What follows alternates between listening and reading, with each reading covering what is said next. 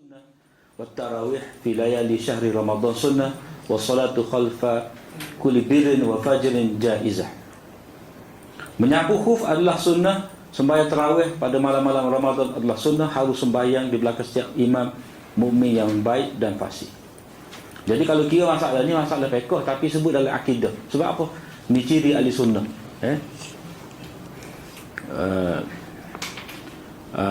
Sapu khuf ni itu ciri ahli sunnah. Sebab apa? Sabit secara mutawatir hadis-hadis berkenaan dengan sapu khuf. Cuma Syiah itulah. Syiah kata sapu khuf ni tak ada. Kalau ada sapu kaki. Sapu kaki. Mengikut Syiah kaki tidak dibasuh tapi disapu.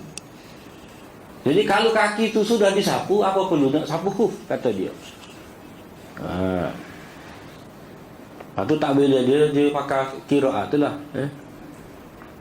Famsahu bi wujuhikum wa arjulikum. Mana sapulah kepala kamu dan sapu kaki kamu. Wa arjulikum. Hak kita baca wa arjulakum. Kalau kata sabit qiraat wa arjulikum, kita kata boleh pakai juga wa arjulikum tu mana? Mana kalau kaki basuh, kalau pakai khuf sapu.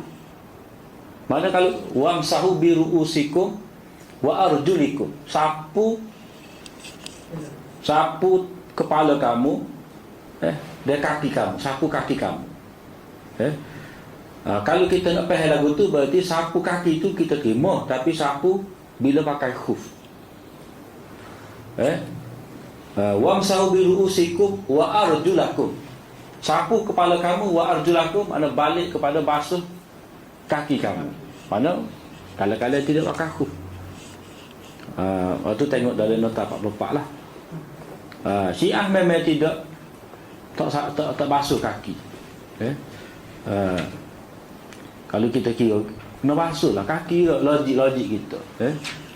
Hak tu ada bawah jalan gimari-gimarinya tak pandai nak sapu, kena basuh. Logik mudah. Jadi perkara ni disebutkan kepada kita supaya kita boleh kenal lah. Boleh kenal orang ni, etika dia tu kita boleh faham mengikut amalan dia. Nak nanti tu akidah dia tu boleh tahan tunggu kita. Terutamanya bila kita tak faham, kita tak tahu latar belakang dia, kita kata pada masa kata tak ada terawih. Jadi bila orang buat kata lagu tu kita boleh nampak dah ni tidak ahli sunnah dah ni, kena dah ni. Sebab tarawih pada malam-malam Ramadan itu sunnah sabit, ada. Sebab apa? Syiah kata tak ada tarawih, itu bid'ah Sayyidina Umar. Jadi dia pada malam-malam Ramadan tu ngatik dia, zikir dia tu.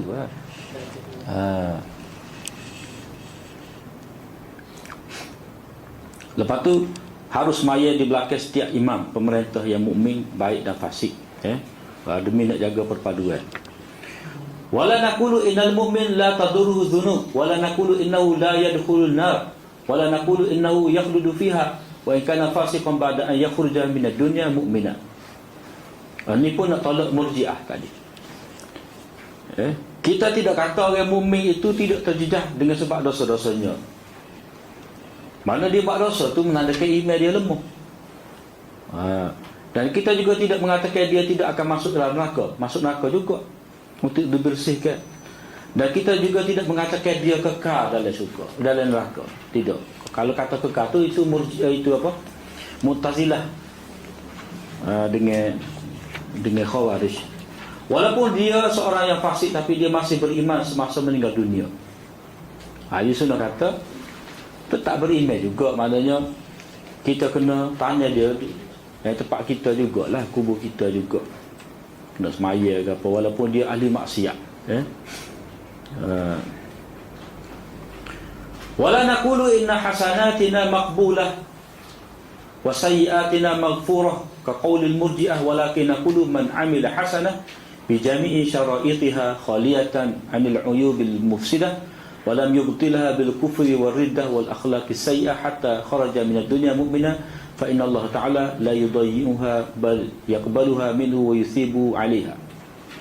Kita tidak mengatakan bahawa amalan kita, kebaikan kita ni pasti diterima. Pada cerah kita ni Tuhan nak pergi surga mana? Tak boleh. Itu tu Murji'ah, tu tubuh Murji'ah. Patut kita buat ni pasti Allah Ta'ala akan ampun, seperti yang dakwa oleh Murji'ah. Tetapi kita mengatakan sesiapa yang melakukan kebaikan dengan cukup semua syarat dia, kosong daripada keaiban yang merosakkan, tak ada riak, tak ada sum'ah, tak ada ukit kat orang, tak ada apa wujud, kosong daripada keaiban yang merosakkan dan perkara yang membatalkannya, dan dia tidak menghapuskannya, membatalkannya itu dengan kufur dan murtad, sehingga dia meninggal dunia dalam keadaan beriman, mana dia apa, patulah ayat ya ayyuhallazina amanu taqullaha haqqa tuqatih wa la tamutunna illa wa antum muslimun. Jangan kamu mati melainkan dalam keadaan kamu beriman. Mana jangan kamu mati, mana bukan kita kena mati diri kita, mana tetaplah diri kita tu dengan keadaan beriman sehingga kita mati. Jadi sesungguhnya Allah tidak akan mensia-siakan amalannya. Mana Allah Ta'ala apa, faman ya'mal mithqala dzarratin khairan yarah. Mana orang tu Allah SWT tahu, nampak kalau dia buat tu, walaupun sebesar zarah. Inna Allah la yudhi'u ajral muhsinin. Allah SWT tidak mensia-siakan amalan orang yang baik. Kira belaka, bahkan diterimanya dan diberikan balasan. Cuma dari segi adabnya, kita kena rajaklah berharap dengan Allah Ta'ala. Ya Allah, terimalah daripada kita. Mana kita tak boleh tak boleh rasa sedap, mana masuk syurga dah kita ni, pokok kita ni tak. Jadi hal ni hal Nabi Ibrahim ni, lepas dia buat Kaabah tu, tak, dia kata Rabbana taqabbal minna innaka antas samiul alim. Ya Allah, terimalah daripada kami, mana dengan penuh tunduk. Dalam ayat ini Nabi Ibrahim dan Nabi Ismail dalam keadaan penuh kerendahan memohon dari Allah supaya amalan mereka diterima. Benda besar dia buat tu Kaabah. Padahal kalau kira memang diterima sungguh lah, sebab dia Nabi. Lepas tu kesal sapalah ni orang pergi Mekah. Tapi tetap juga berdoa. Tidak ada pada mereka kemegahan dan kesungguhan, mana kepastian bahawa Allah pasti menerimanya. Tidak ada benda itu dalam mereka. Dalam pada itu mereka tidak lupa untuk berdoa meminta keampunan. Watub alaina, lepas pada itu watub alaina innaka antat tawwabur rahim. Jadi kita lagu itulah dalam amalan kita ni, kita berharap Allah Ta'ala terima, dan kita takut Allah SWT tidak terima. Lepas tu kita minta ampun, takut ada kekurangan dalam amalan tu. Wa ma kana min as-sayyi'ati duna syirki wal kufri wa lam yatub 'anha sahibuha hatta mata mu'mina fa innahu mu'minun fi masyiatillahi ta'ala in syaa Allah 'adzabahu bin nar wa in syaa 'afa 'anhu wa lam yu'adzib bin nar asla. Apa-apa kejahatan kecuali syirik dan kufur, ini tidak akan diampun.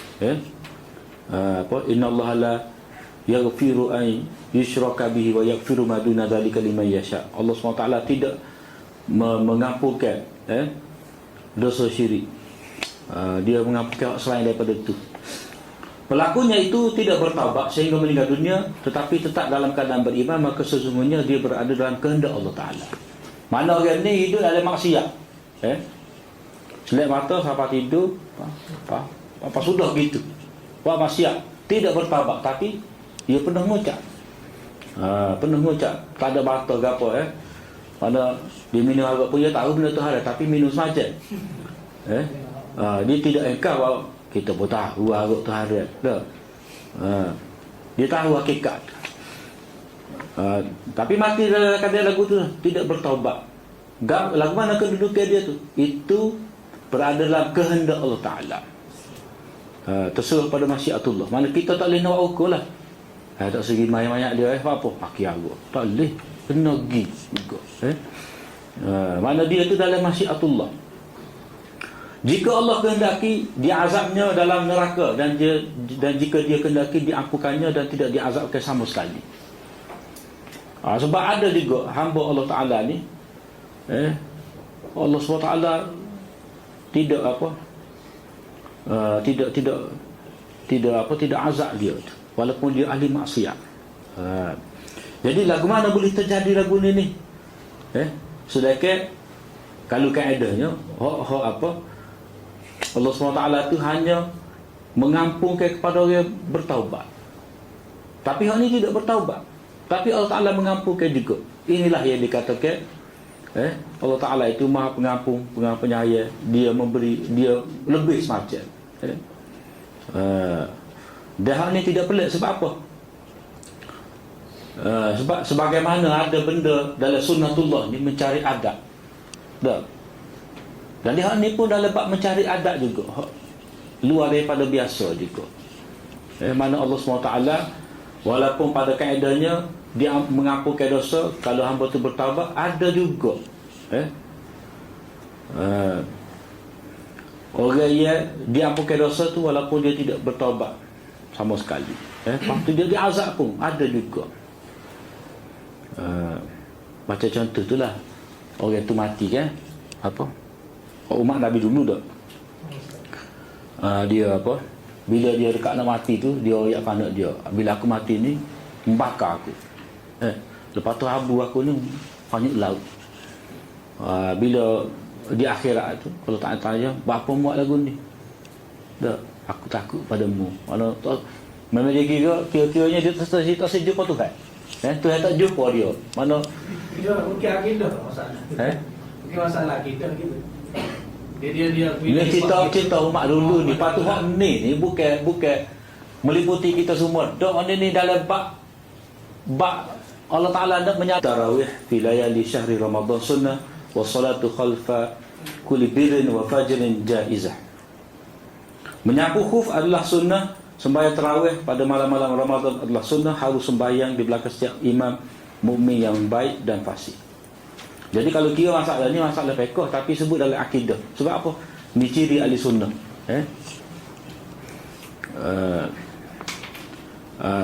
Sapu khuf ni itu ciri ahli sunnah. Sebab apa? Sabit secara mutawatir hadis-hadis berkenaan dengan sapu khuf. Cuma Syiah itulah.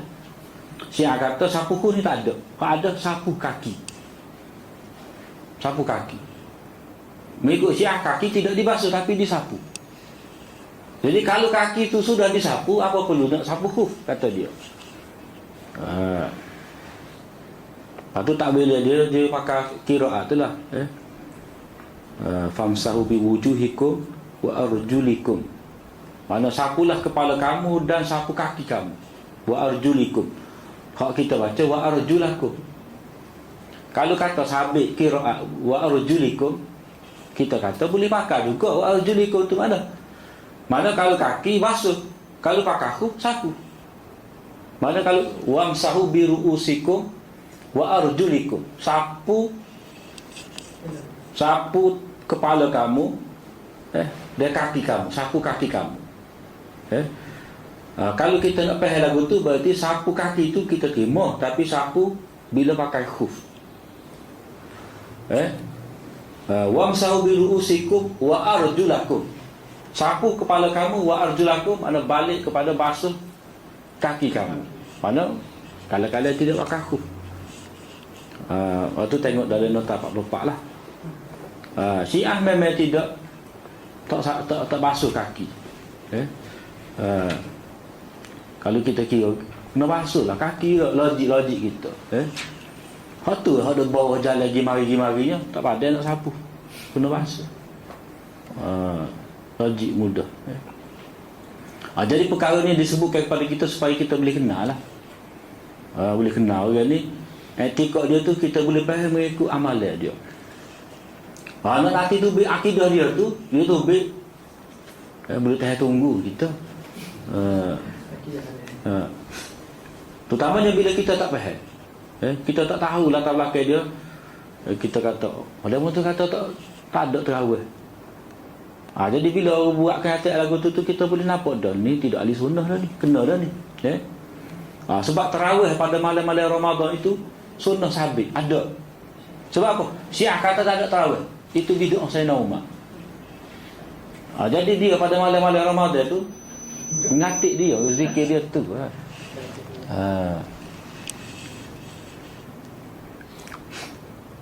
Lepas tu harus maya di belakang setiap imam pemerintah yang mukmin, baik dan fasik, demi nak jaga perpaduan.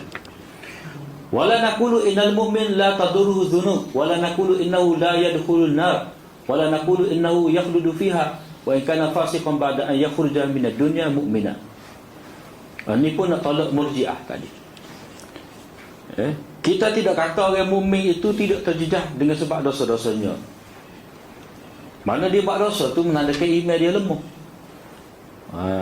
Dan kita juga tidak mengatakan dia tidak akan masuk dalam neraka. Masuk neraka juga untuk dibersihkan.